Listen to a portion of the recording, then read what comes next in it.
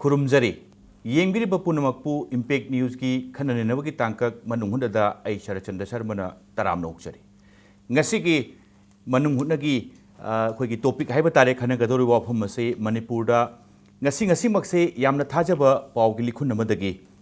हाना कांग्रेस की एमएलए ओइबे हुजि हुजि वांखै केंद्र की अखोगी वाई इराबोट कांग्रेस तगी डिजाइन तौगनी हाइबगी वाफम अमा यामना फोंग फोंग साना लाकपसदा मणिपुरदा इलेक्शन गा नक्सलकपने राजनीति की अहोंग अमा लाकदरोब्रा हाइबगी मतांगसिदा चावना थौलैबा वाहंग असिदा खनननबगी तंजादुनि ngasi मनुंग हुनदा लौजदोरिबा लोना हिरमसिदा खननबगी दमकता इम्पैक्ट न्यूज स्टूडियोदा लेंजनदुना लेबिरबा गेस्टिंग आई मियामदा यानाना सक्ताकचगे आइगी एक्सट्रीम लाइकता फंबिरिबसि अखोगी मयामनसु हेन खंगबिरबा कनोने अखोगी हेमंत कुमार निंगोंबा एडिटर हुयल नंपाव मणिपुरी एडिशननि यामुंग हेमंत बुतराम नोकचरी अदुगा आइगी हेगेता फंबिरिबसि अखोगी पॉलिटिकल एनालिस्ट लेहाव थाबम शरचंद्र तामो बुसोई तराम नोकचरी तामो पॉलिटिकल की लमदा हेन खंग थोइरबा मियोय मोइना तामोदैने ngasi यानाना हंगजेदोरि वाफमसि हुजिक्सि यामना रिलायबल अब सोर्स अमदगी युंखाइबम इराबोट कांग्रेस की सीनियर लीडरसी कांग्रेस की डिजाइन तो वाफमसिनी अदु लाइब वाफमसि महांग इलेक्शन सु नक्सलक मतमसिदा डिजाइन तो बुसि तोखिबसि कांग्रेस त कयाम याम चावबा मसि सेटबैक नो कयाम चावबा साफु पिगदोरि बसेता कोगी वांखैगी एमएलए श्री वाई इराबोट सिंगसी कांग्रेस की एमएलए मोइना महाक्सी मतम फन्ना याम सांगना कारए काबसी महाक्सी नुंगाइफम इखंग खंगदबा हाना मंत्री ओइरंबदगी मंत्री सी ओइद्रबा मतुंग सिदा होजि होजि की फिल्म सी लाकपसिदा मंगोंदा कांग्रेस मनुंगसिदा मंगोंदा वा याम चिनबा पर्सनल लोइबा मागी पार्टी मनुंगदा लेरिबा पोटखरा मियामना सुम उ फंगे कुनसु उ फंगे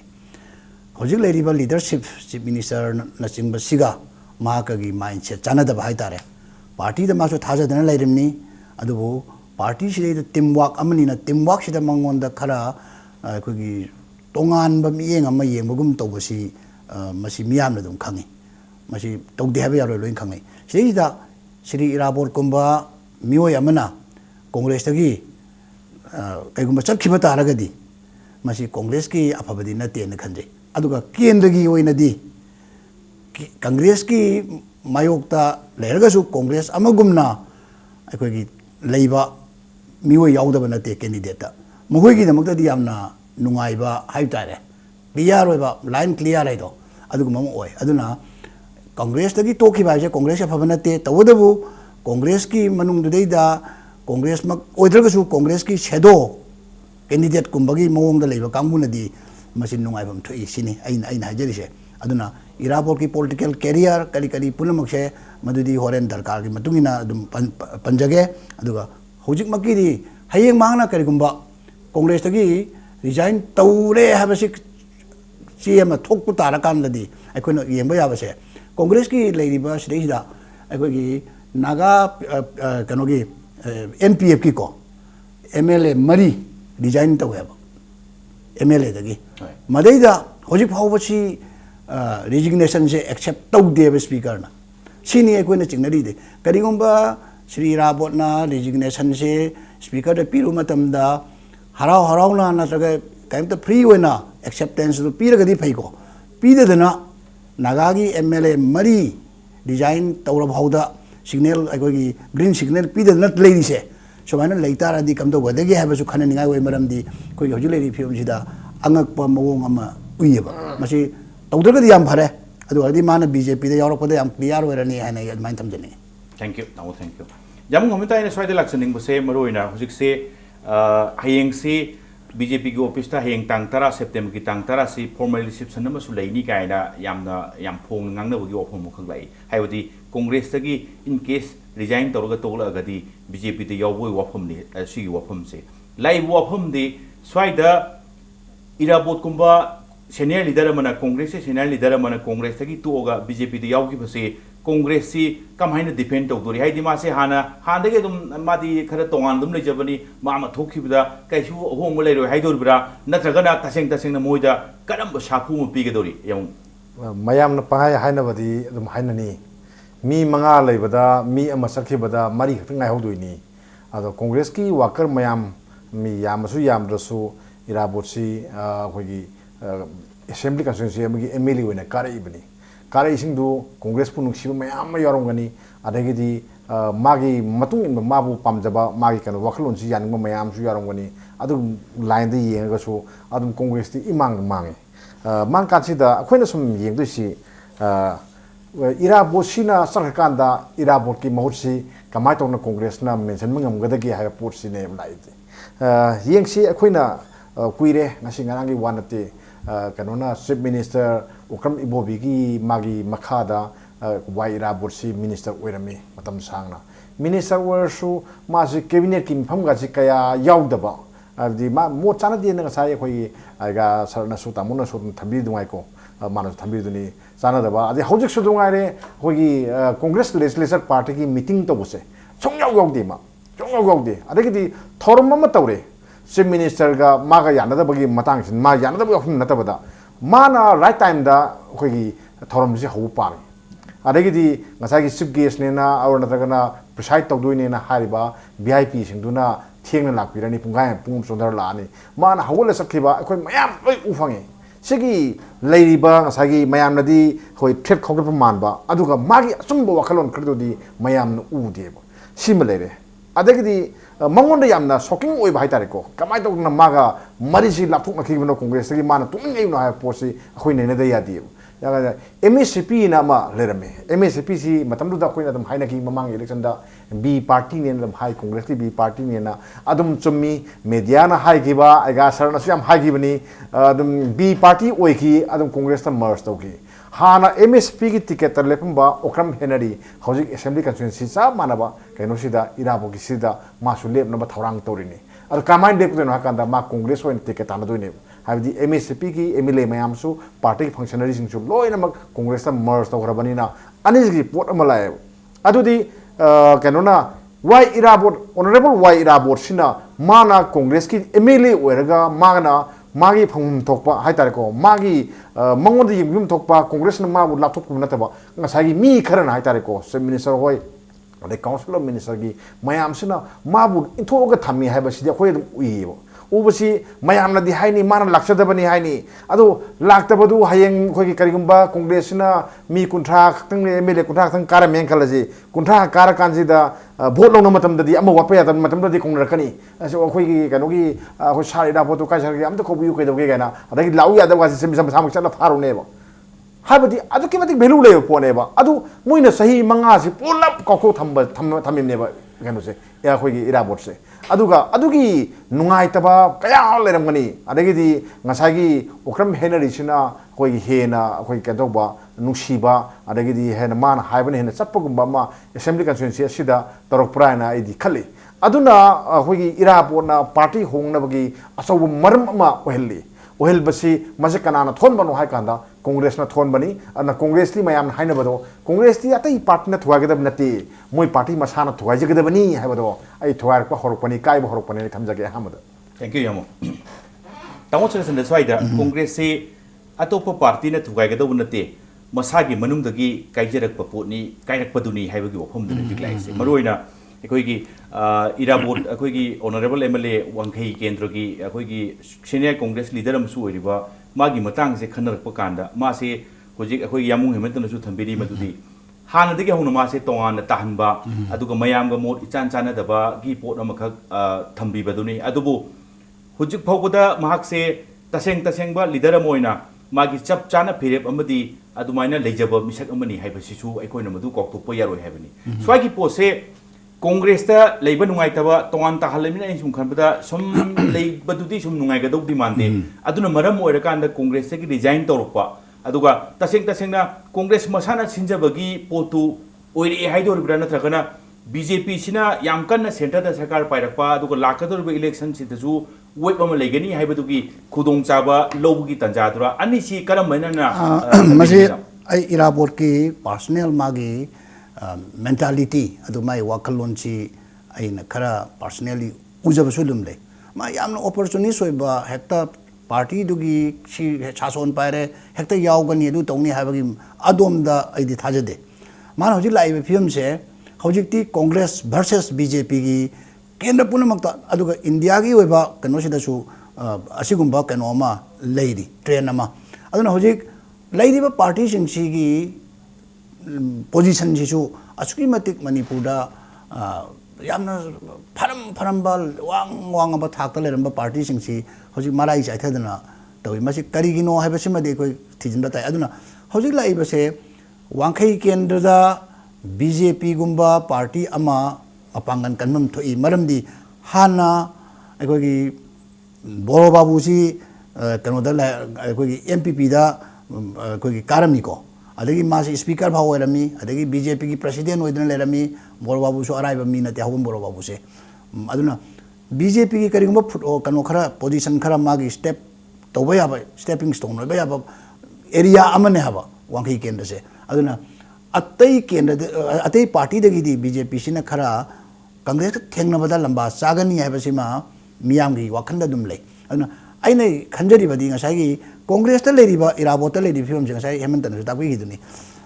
अखोगी युमगी दा हारगा डोमेस्टिक वायलेंस कायना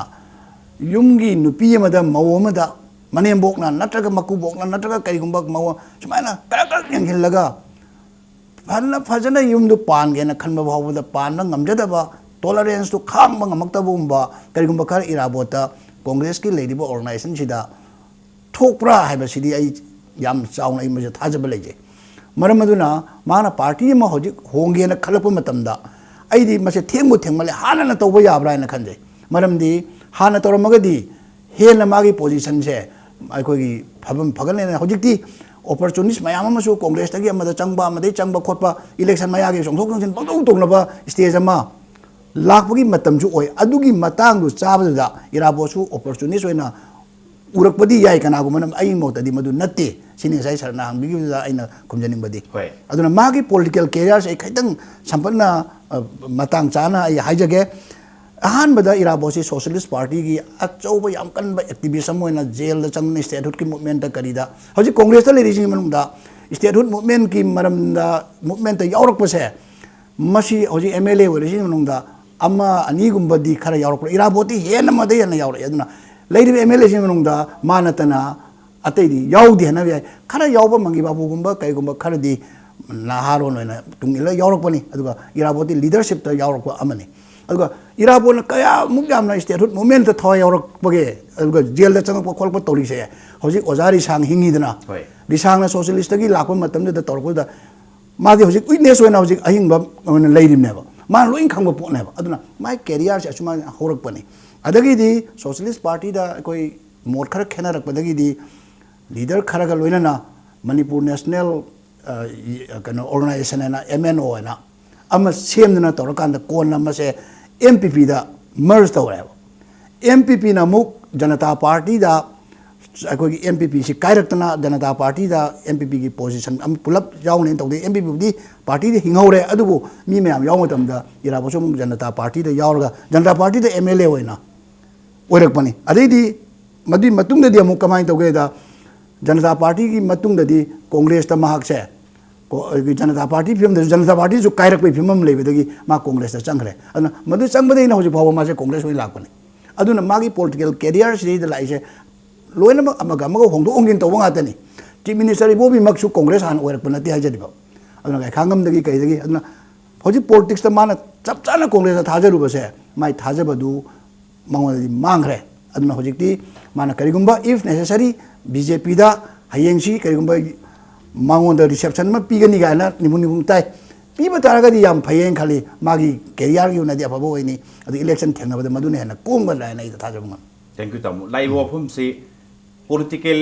पार्टी होंदों होंजिंगी वफम दुना मनी अदुगा तसेंग तसेंग पॉलिटिकल कैरियर दी याम सांगना ममांगदगी पॉलिटिकल कैरियर से याम कुइने सेमजरबा अमनी अदुगा मसाई खुदोंग चाबा ngakta yengadabo mioi mande तसेंग तसेंग बा लीडर दुनी हैबनी लाइव वफम तु यामु लाक्चनिंगी दी यामु साइदा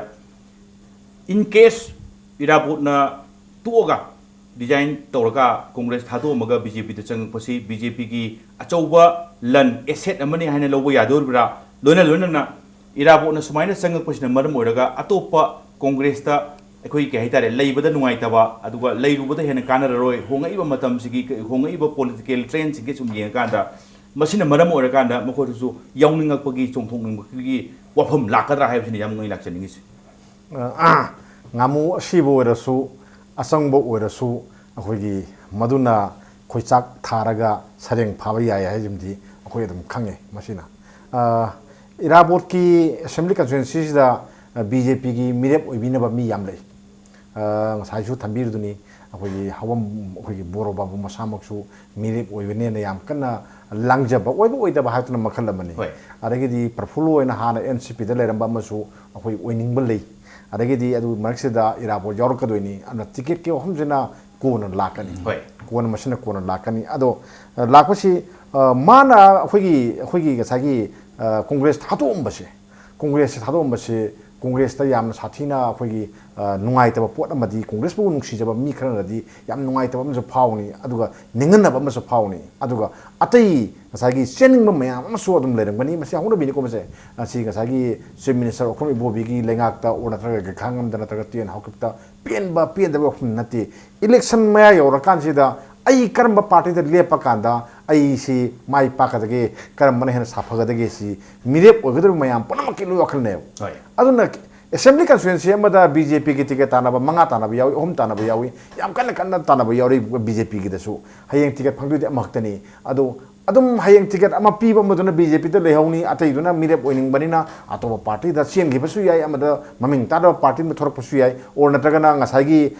ꯏꯟꯗꯤꯄꯦꯟꯗꯦꯟ ꯑꯣꯏꯅ ꯊꯣꯔꯛꯄꯁꯨ ꯌꯥꯏ ꯁꯤꯗꯤ ꯉꯁꯥꯏꯒꯤ ꯀꯩꯅꯣꯒꯤ ꯏꯂꯦꯛꯁꯟ ꯃꯌꯥ ꯅꯛꯁꯜꯂꯀꯥꯟꯗ ꯄꯥꯔꯇꯤ ꯊꯥꯗꯣꯛꯆꯔꯦ ꯇꯣꯛꯆꯔꯦ ꯑꯗꯒꯤꯗꯤ ꯁꯣꯝ ꯅꯥꯀꯟꯗ ꯌꯧꯖꯔꯦ ꯍꯥꯏꯕ ꯄꯣꯠꯁꯦ ꯅꯨꯃꯤꯠ ꯈꯨꯗꯤꯡꯒꯤ ꯑꯗꯨꯝ ꯃꯁꯤ ꯇꯥꯕ ꯑꯗꯨꯝ ꯍꯧꯖꯤꯛ ꯍꯧꯔꯛꯑꯗꯕꯅꯤ ꯃꯁꯤꯒꯤ ꯄꯣꯠꯁꯦ ꯑꯗꯣ ꯏꯔꯥꯕꯣꯠꯅ ꯂꯝꯌꯥꯟꯕ ꯑꯃꯅꯤ ꯂꯝꯌꯥꯟꯕ ꯏꯔꯥꯕꯣꯠꯀ ꯆꯞ ꯃꯥꯟꯅꯩ ꯃꯁꯤ BJPꯗꯗꯤ ꯂꯝꯌꯥꯟꯕ ꯑꯃꯅꯤ BJPꯅ ꯃꯁꯤꯁꯨ ꯄꯥꯝꯃꯤ ꯀꯣꯡꯒ꯭ꯔꯦꯁꯇꯒꯤ ꯃꯤ ꯈꯔ ꯃꯣꯏꯗ ꯂꯥꯛ ꯄꯥꯝꯃꯤ ꯍꯥꯏꯕꯗꯤ ꯀꯣꯡꯒ꯭ꯔꯦꯁꯁꯦ ꯀꯥꯏꯊꯔꯛꯑꯦ ꯍꯥꯏꯕ ꯄꯣꯠꯇꯣ ꯃꯣꯏꯗ ꯏꯃꯦꯖ ꯁꯥꯒꯠꯄꯒꯤ ꯀꯥꯟꯅꯕ ꯄꯣꯠ ꯑꯃꯅꯦꯅ ꯄꯥꯝꯃꯤ ꯑꯗꯣ ꯑꯩꯈꯣꯏꯅ ꯌꯦꯡꯗꯣꯏꯗꯤ ꯉꯁꯥꯏꯒꯤ ꯏꯔꯥꯕꯣꯠꯀꯤ ꯑꯦꯁꯦꯝꯕ꯭ꯂꯤ ꯀꯟꯁꯇꯤꯇ꯭ꯋꯦꯟꯁꯤ ꯑꯣꯏꯔꯤꯕ ꯋꯥꯡꯈꯩꯁꯤ ꯍꯟꯗꯛ ꯀꯨꯏꯈꯤꯗ꯭ꯔꯤ ꯃꯃꯥꯡꯗ ꯏꯝꯐꯥꯜ ꯃ꯭ꯌꯨꯅꯤꯁꯤꯄꯥꯜ ꯀꯥꯎꯟꯁꯤꯜꯒꯤ ꯃꯤꯈꯜ ꯇꯧꯀꯥꯟꯁꯤꯗ ꯀꯣꯡꯒ꯭ꯔꯦꯁꯀꯤ ꯀꯩꯅꯣꯁꯦ ꯑꯩꯈꯣꯏꯒꯤ ꯀꯣꯑꯣꯄꯔꯦꯇꯔ ꯍꯥꯏꯒꯗ꯭ꯔꯥ ꯀꯥꯎꯟꯁꯤꯂꯔꯁꯦ ꯑꯩꯈꯣꯏꯒꯤ ꯏꯀꯥ ꯀꯥꯈꯤꯗꯦ ꯀꯣꯡꯒ꯭ꯔꯦꯁꯇꯤ ꯀꯣꯡꯒ꯭ꯔꯦꯁꯅꯤꯀꯣ ꯃꯥꯅ ꯀꯥꯏꯗꯁꯨ ꯀꯣꯡꯒ꯭ꯔꯦꯁ ꯑꯣꯏꯅꯕꯨꯗꯤ ꯇꯧꯔꯀꯥꯟꯗ ꯍꯧꯖꯤꯛꯁꯤ ꯀꯩꯅꯣꯒꯤ ꯏꯝꯐꯥꯜ ꯃ꯭ꯌꯨꯅꯤꯁꯤꯄꯥꯜ ꯀꯩꯅꯣ ꯀꯣꯔꯄꯣꯔꯦꯁꯟ ꯁꯦꯝꯕ ꯌꯥꯎꯔꯤꯅꯦꯕ ꯑꯗꯣ ꯍꯦꯅꯔꯤꯒꯤ ꯃꯤ ꯑꯣꯏꯅ ꯈꯔ ꯀꯥꯔꯛꯄꯒꯨꯝꯕ ꯑꯃ ꯇꯧꯈꯤꯕ ꯑꯗꯨꯒꯤ ꯃꯇꯥꯡꯗ ꯃꯣꯏꯗ ꯑꯩꯈꯣꯏꯒꯤ ꯆꯤꯐ ꯃꯤꯅꯤꯁꯇꯔꯅ ꯌꯦꯡꯕ ꯃꯤꯠꯌꯦꯡꯁꯤꯅꯅꯦꯅ ꯃꯉꯣꯟꯗꯁꯨ ꯌꯥꯝ ꯋꯥꯔꯧꯖꯕ ꯑꯃ ꯂꯩꯕ ꯉꯁꯥꯏꯒꯤ ꯏꯔꯥꯕꯣꯠꯁꯤꯅ ꯑꯍꯜ ꯑꯣꯏꯔꯕ ꯏꯔꯥꯕꯣꯠꯁꯤꯅ ꯆꯤꯐ ꯃꯤꯅꯤꯁꯇꯔ ꯅꯣꯡꯃꯇ ꯃꯥꯅ ꯀꯧꯗ꯭ꯔꯦ ꯑꯗꯨꯒ ꯑꯃꯁꯤꯅ ꯅꯨꯃꯤꯠ ꯈꯨꯗꯤꯡꯒꯤꯁꯤꯗ ꯄꯥꯕꯨꯡꯅꯤ ꯀꯀꯥꯅꯤ ꯑꯗꯨꯅꯤ ꯑꯗꯥꯅꯦꯅ ꯆꯪꯁꯤꯜꯂꯦ ꯃꯌꯥꯝ ꯆꯪꯉꯀꯥꯟꯗ ꯑꯦꯁꯦꯝꯕ꯭ꯂꯤ ꯀꯟꯁꯇꯤꯇ꯭ꯋꯦꯟꯁꯤ ꯑꯁꯤꯒꯤ ꯃꯌꯥꯝꯁꯤꯒꯤ ꯑꯋꯥꯠ ꯑꯄꯥ ꯑꯗꯒꯤꯗꯤ ꯑꯋꯥꯕ ꯇꯥꯕ ꯃꯌꯥꯝꯁꯤ ꯃꯉꯣꯟꯗ ꯃꯇꯦꯡ ꯄꯥꯡꯁꯤꯜꯂꯕꯅꯤꯅ ꯃꯌꯥꯝꯁꯨ ꯃꯥꯒ ꯌꯥꯝ ꯀꯟꯅ ꯅꯛꯁꯟꯅꯕ ꯍꯦꯜꯂꯛꯄꯁꯤ ꯀꯃꯥꯏꯅ ꯇꯧꯒꯦꯕꯨ ꯃꯁꯤ ꯏꯔꯥꯕꯣꯠꯇ ꯌꯥꯝ ꯁꯥꯊꯤꯅ ꯅꯨꯡꯉꯥꯏꯔꯣꯏꯕ ꯑꯗꯨꯅ ꯃꯁꯤꯅꯅꯦ ꯑꯩꯈꯣꯏꯅ ꯑꯦꯁꯦꯝꯕ꯭ꯂꯤ ꯃꯤꯈꯜꯗꯁꯨ ꯑꯦꯁꯦꯝꯕ꯭ꯂꯤ ꯀꯩꯅꯣꯗ ꯃꯤꯐꯝꯗꯁꯨ ꯑꯗꯨꯝ ꯎꯏ ꯏꯔꯥꯕꯣꯠꯅ ꯄꯦꯟꯗꯕꯒꯤ ꯋꯥꯐꯝ ꯃꯌꯥꯝ ꯐꯣꯡꯗꯣꯛꯄꯁꯦ ꯑꯩꯈꯣꯏ ꯑꯗꯨꯝ ꯎꯔꯤꯁꯤꯅꯦꯕ ꯑꯗꯨꯅ ꯃꯥꯁꯤ ꯀꯅꯥꯒꯨꯝꯕ ꯈꯔꯅ ꯑꯦꯛꯁꯄ꯭ꯂꯣꯏꯠ ꯇꯧꯏ ꯑꯗꯨꯒ ꯅꯝꯊꯕꯤ ꯑꯗꯨꯒ ꯃꯥꯕꯨ ꯀꯣꯡꯒ꯭ꯔꯦꯁꯇ ꯂꯩꯍꯟꯗꯅꯕ ꯍꯣꯠꯅꯩ ꯍꯥꯏꯕꯁꯤꯗꯤ ꯁꯔꯠ ꯌꯥꯝꯅ ꯁꯦꯡꯉꯤ ꯑꯗꯨꯅ ꯉꯁꯥꯏꯒꯤ ꯋꯥꯏ ꯏꯔꯥꯕꯣꯠꯅ ꯉꯁꯥꯏ BJPꯗꯒ ꯃꯥꯅ ꯆꯣꯡꯊꯣꯛꯑꯒ ꯃꯥꯅ ꯆꯣꯡꯊꯣꯛꯀꯅꯤꯅ ꯈꯟꯕ ꯑꯣꯏꯔꯝꯕ ꯑꯣꯔ ꯅꯠꯇ꯭ꯔꯒ ꯃꯥꯅ ꯌꯥꯎꯒꯗꯕ ꯑꯣꯏꯔꯒꯗꯤ ꯑꯗꯨꯒꯤ ꯄꯣꯠꯇꯨ ꯂꯩꯔꯣꯏꯗꯕꯅꯤꯅ ꯃꯉꯣꯟꯗꯗꯤ ꯑꯩꯈꯣꯏꯒꯤ ꯀꯩꯅꯣꯁꯦ ꯂꯥꯏꯔꯩꯄꯥꯛ ꯍꯥꯏꯇꯥꯔꯦꯀꯣ ꯁꯔꯒꯁꯤ ꯐꯪꯕꯒ ꯆꯞ ꯃꯥꯟꯅꯅꯦꯅ ꯑꯩꯗꯤ ꯂꯧꯏ ꯃꯉꯣꯟꯗ ꯄꯨꯡꯅꯤꯡꯗ ꯂꯩꯔꯝꯕ ꯁꯥꯎꯅꯤꯡꯕ ꯅꯨꯡꯉꯥꯏꯇꯕ ꯃꯌꯥꯝ ꯅꯤꯡꯗꯣꯟ ꯄꯣꯝꯕ ꯃꯌꯥꯝꯁꯤꯡꯗꯣ ꯀꯣꯡꯒ꯭ꯔꯦꯁ ꯃꯅꯨꯡꯗ ꯂꯩꯀꯥꯟꯗꯗꯤ ꯂꯩꯔꯝꯕꯗꯣ ꯍꯧꯖꯤꯛꯇꯤ ꯃꯗꯨ ꯀꯣꯛꯈ꯭ꯔꯅꯦꯅ ꯈꯜꯂꯤ ꯑꯗꯨꯅ ꯃꯥꯒꯤ ꯑꯣꯏꯅꯗꯤ ꯑꯐꯕ ꯑꯣꯏꯅꯤ ꯑꯗꯨꯒ BJPꯒꯤ ꯑꯣꯏꯅꯁꯨ ꯑꯅꯧꯕ ꯃꯤ ꯑꯃ ꯆꯪꯉꯛꯄꯅꯤ ꯀꯣꯡꯒ꯭ꯔꯦꯁꯇ ꯃꯇꯝ ꯁꯥꯡꯅ ꯁꯣꯁꯤꯌꯦꯂꯤꯁ ꯑꯣꯏꯅ ꯍꯧꯔꯛꯄ ꯃꯤ ꯑꯃ ꯁꯣꯝ ꯅꯥꯀꯟꯗ ꯌꯥꯎꯔꯛꯄ ꯍꯥꯏꯕ ꯄꯣꯠꯁꯦ ꯑꯗꯨꯝ BJPꯗꯁꯨ ꯑꯗꯨꯝ ꯇꯣꯡꯖꯅꯤꯅ ꯑꯩ ꯊꯝꯖꯒꯦ ꯊꯦꯡꯛ ꯌꯨ ꯌꯥꯝ ꯃꯊꯪꯗ ꯂꯥꯛꯀꯗꯧꯁꯦ ꯕ꯭ꯔꯦꯛꯀꯤ ꯃꯇꯨꯡꯗ ꯇꯥꯃꯣ ꯁꯔꯆꯟꯗ꯭ꯔ ꯃꯦꯟꯗꯤ ꯆꯣꯡꯊꯣꯛ ꯆꯣꯡꯁꯤꯟꯒꯤ ꯃꯇꯥꯡꯁꯦ ꯑꯦꯟꯇꯤ ꯗꯤꯐꯦꯛꯁꯟ ꯂꯣ ꯑꯗꯒꯤ ꯔꯤꯖꯤꯒꯅꯦꯁꯟ ꯄꯤꯁꯜꯂꯦ ꯃꯗꯨ ꯑꯦꯛꯁꯦꯞ ꯇꯧꯕ ꯇꯧꯗꯕ ꯁ꯭ꯋꯥꯏꯒꯤ ꯑꯦꯔꯤꯌꯥꯁꯤ ꯅꯩꯅꯕꯒꯤ ꯇꯟꯖꯥꯗꯨ ꯑꯩ ꯍꯣꯔꯦꯟ ꯕ꯭ꯔꯦꯛꯀꯤ ꯃꯇꯨꯡꯗ ꯂꯧꯖꯒꯦ ꯇꯥꯃꯣ ब्रेक मतुंग इम्पैक्ट न्यूज मनुंग हुना येंगबिरप पुनमकी मफमदा याम थुना पुदुना लाक्सके इम्पैक्ट न्यूज मिंग तादुना labio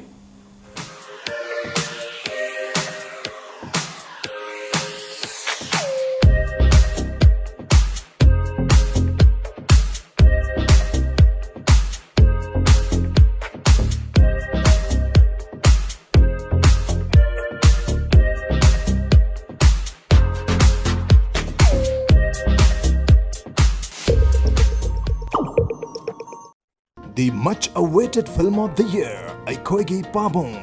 and the most sought after actors Bala, Itoy, Biju, Ishita, Suraj, Mukabla, Pilot, and director Hemanta Kuman are all coming to Manung Hutna's Saturday night show. But this time not in Impact Studio, but at American Fried Chicken, AFC Babupara Imphal. Manung Hutna's Saturday night show, Aikogi Pabung edition, live only on Impact News. This Saturday, 8:30 p.m. Don't miss it. Lengson Birau, Thangmaiban DM College Road to Laiba, Eastern Suzuki da. Fangbiragani Suzuki ki gari macha sing makhal suna. Mafam sida Suzuki da train taraba mechanic sing na ningthina service piriba servicing center ki kudong chaba amasung spare parts sing MRP rate ta fangbigani. Loinana irai laina loan loba yabagi kudong chaba su pizari. Ngasi Lengson Birau, Eastern Suzuki, Thangmaiban DM College Road, Imphal, Manipur.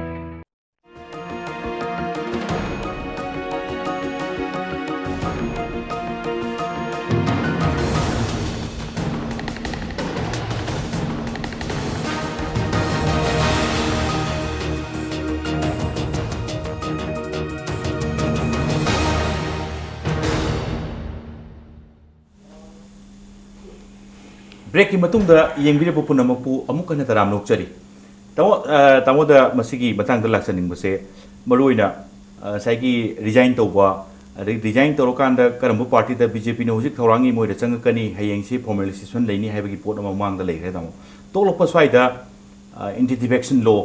Disqualification का हाइबगी technical point से तामो स्वाइसे कराइबो लाकपिये अदोइगी वफमदु खितंग थम मसे आई खितंग अखोगी मसे expert सिंगना तोंगान तोंगान बा अखोगी interpretation तौबदी है दो हजि की stage the कनोगे anti defection लोगी यंगदी माना एमएलए होइना तोकदोरिनी चुमना पार्टी तो ए खोले हाबे नतमनिना एमएलए होइना तोगदी मा एमएलए दु तोगदी कसु को एंटी डिफेक्शन लोगी वाफम दु लेट्रेदना अदा खैतंग मोइना इराबोर कुंबा मोइना सु पामद्रबा यासु यानिंद्रबा अतोप कैंडिडेट अमा ओहन्निंगबा वांगैजिदा अतोप कांग्रेस की कैंडिडेट अमा थनबा पामकपगी फिमम लेरा भावदसु अखोगी खैतंग मरुन युब याननबगी कंडीशन अमदा महाक असि की डिजिग्नेशन से मसी स्पीकर ना करिगुंबा मतम चाना हयेंमक नत्र हांचितमक सि पीददना लेब तारगदी करी दगदगी हैब क्वेश्चन नेबल लाइस होय अदुदैददी कमाय तोगेदा मागिदी एंटी डिफेक्शन लोगी करिगी दुना कैसु मंगोल चंगरो तो अदि तो तारेना को अदुगा मदैदा मोइना कयाम मदैदा तौरगा कांग्रेस ने सोकने अब कांग्रेस ने सोकनी मरमदी मदुना हेना अखोगी मियोबगी अधिकार अम मांगनबगी पोट अम लाकनी अदुना आइदी मसी कांग्रेस न मदोमदा तौदो मानदे फरे चकली चचरसन खागने अदुना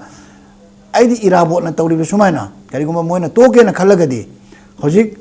था तरुकी मनुंगदा इलेक्शन तगदमनी करिगुम एमएलए एम तोक्तारदि बाय इलेक्शन से अदो होजिकती इलेक्शन सी था तरुकी मनुंगदा ओइररोयबो मरमदि सिगी मनुंगजिदा अदुम इलेक्शन सी चथाग्रानी था तरुक हेलग तगदो नत्रेबो मरमदि फर्स्ट पार्ट ऑफ कनोदा 2017 की जनवरी की स्वाइदगी नोटिस का तोकन लानी अनि था तरुक फादेना अनि मदि प्रॉब्लम लेत्रे बाय इलेक्शन की अदुना कांग्रेस तगी एमएलए खरा तोकनी खोकनी ना इरांग अमा तौरिबा अदगी पार्टी अनोबम न सेमना तौनी गा हारगासु इराबोर की थौना सुमायना एमएलए थोक ngमगदी याम मयेक सेंगनी नतदना कांग्रेस की अखोगी कनो गादी से सुम कन्न थमेरगा कांग्रेस तोकदौली ना हाइबसे मसिदी मियामना ताबदा नुआइते तोपीदा तारगदी इराबो की सुमायना मतम चाना तोहरगा मागी येंगदो position नमदे येंबा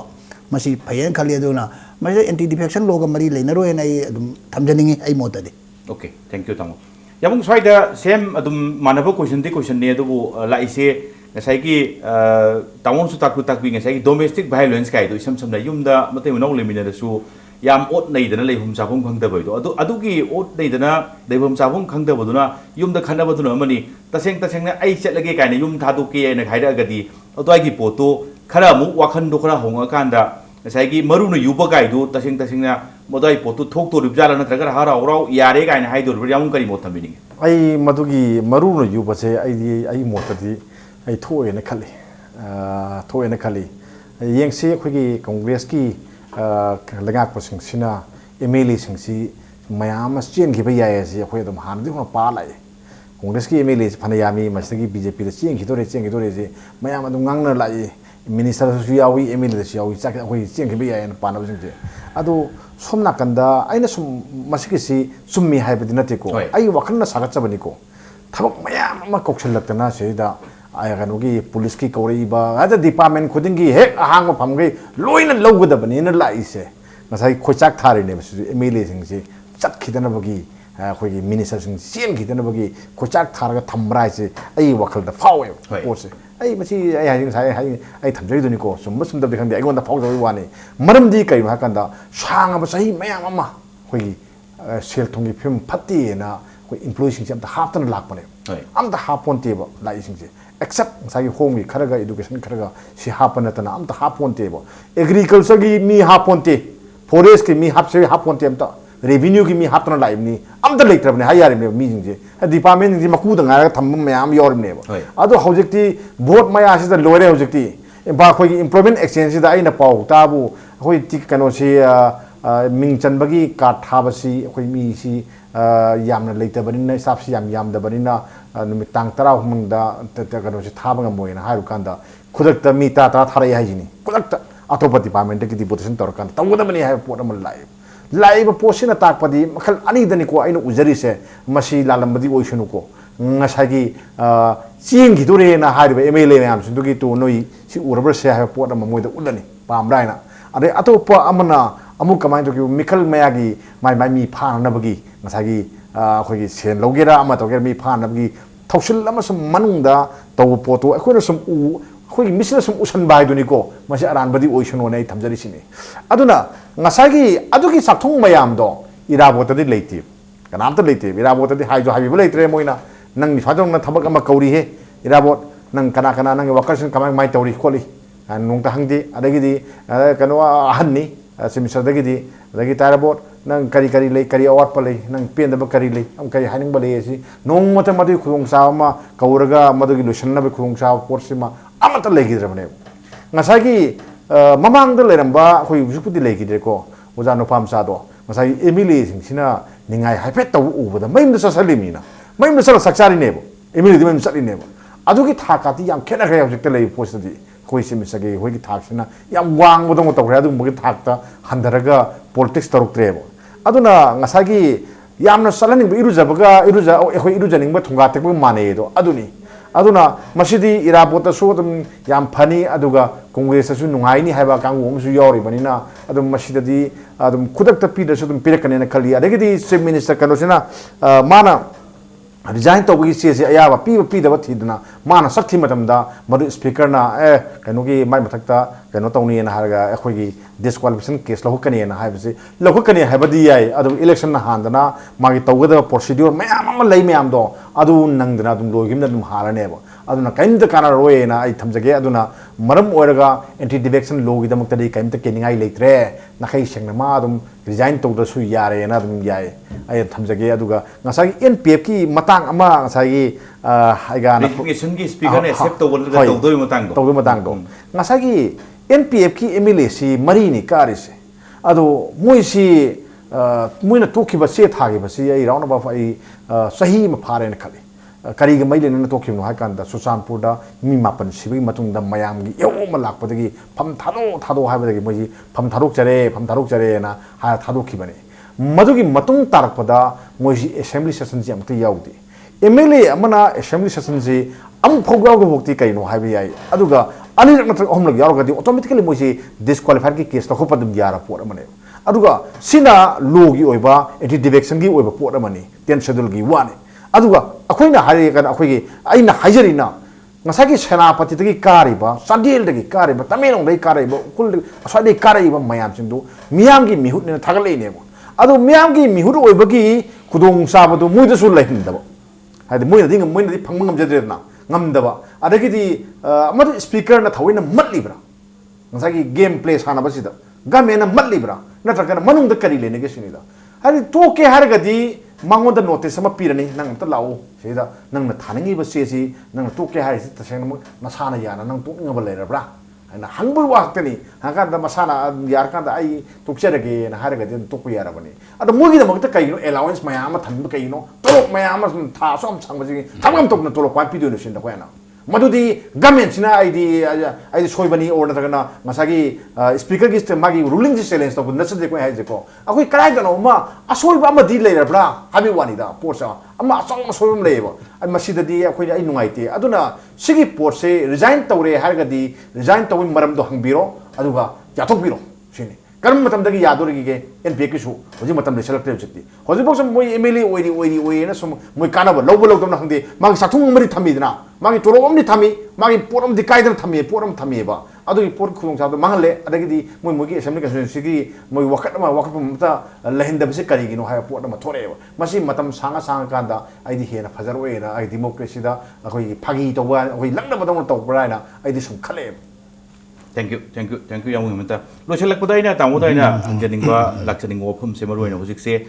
ano ba political gi mesin tum khala iba candidate winning ba mayamam su BJP gi keno state auction na bagi tanja thirak pa lona na hana political party imda leiramaga su tukla kanda BJP natradi haibagi pot amadong la isi tamu swai se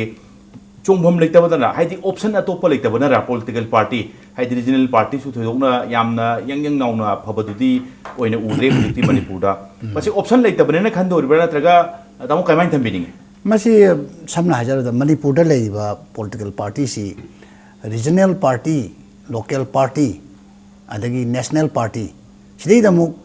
recognized party aduga registered party ga na amu khaidokre ko masi gi mayam si neinadraga su अखोई मणिपुर लेरिबा party से national party की थाक्तगी होजी regional party की थाक्ता हाइदरकपा अदगी रिकग्निशन पिरंबदगी रजिस्ट्रार पार्टी हंदरकपा सी याउदब नते होजी पुन्ना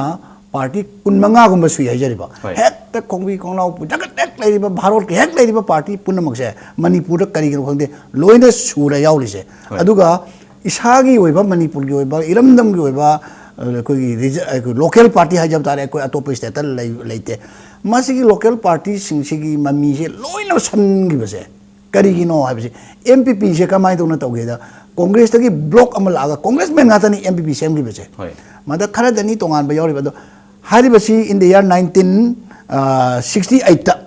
कांग्रेस तकी पुलम चोंथो एरगा मदे मणिपुर स्टेटहुड मूवमेंट याम कन्बा मन लाको मतमसिदा कांग्रेस असि नसागी 27 अगस्त की 1965 का तौखिबगी इरांग अदगी मथांग सिदे पेंदबदगी पुलम थोर एरगा एमपीपी से थोखिब अद एमपीपी से सांगना सरकार भाव पाइना कोटन लेरुबा पार्टी सिना सीधदना होजि दुकान फ्लोर ओइना गी फिबमदा सक्तम द लेरि से सी अवाबै मसकनी अदगी कम्युनिस्ट पार्टी है कोई सीपीआई से मंत्री होइदना खोतना कांग्रेस का शासन सेमिनबा खोमिनबा क्यादगी लेरुबदगी होजिकती ओपोजिशन की कैरेक्टर दु फनयाम हंदगिबदगी होजिक फिबम फत्तब फिबम ले अदुना समना हारदा आइदर कांग्रेस नत्रगा बीजेपी अनि मरकता कैंडिडेट ओइबसे भारत शासन पारिबा बीजेपी मणिपुर शासन पाइदना भारत सु पाइरम सांग अदु आइदर अनि सि मरकता राजनीति तौबसिंगना पाम बाइसि मसाना दुम ताबने ने लौजने थैंक यू तामो यामो हमता hayeng kari orakpa hayeng September tang tara thangji numsi kari karamba adi shaklo nama lorokpa idu yamu mayam yengmini gwe tari yamu adu ngase gi khana university impact news este do lakpiraga mapung phan bibagi tamokta yamu amu kana thaga chari yamu tamo sar chandra busu ngasi gi haidi chongtok chongting gi kari gi matang si gi technical over point mayam su thambidana ayeng ba singi lonana ai sama kisu pong nuksing gyan oimu gi tamokta tamo thaga chari tamo amu kana thaga chari tamo ngasi gi onadi impact news gi manung huna matang sta lotion jane bagi tanjadu yorokle adubu lamdam sida thokliba thokdo wathok kya gi marik chumba report ki tamak impact news ming ta dun lebiu